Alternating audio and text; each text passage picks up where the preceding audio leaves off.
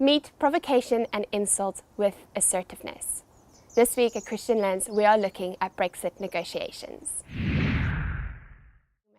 Proverbs 18 verse 6 says that a fool's lips invites a fight, and his words invites a beating.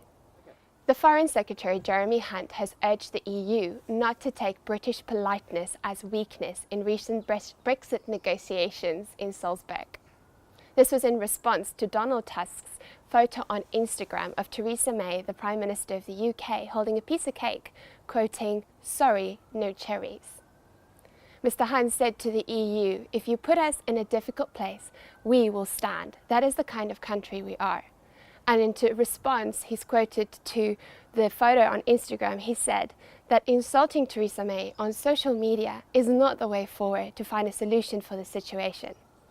See, the point of negotiation is for both parties to find a positive outcome.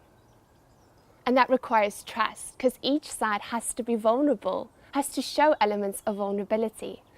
But this trust is broken down if one or the other party is seemingly bad-mouthing, even with humor.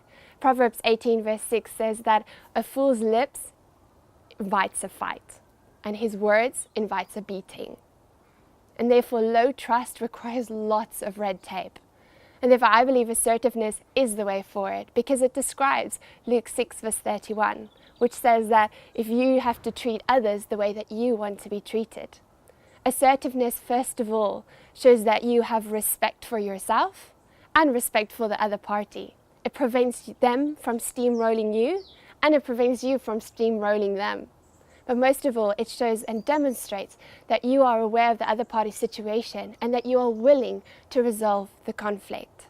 So as we view this Brexit on the media, let's pray for assertive discussions which will build trust and lead to positive negotiations. But let's you and I watch our lips. See, polite discussion and debate is very different to provocative insults.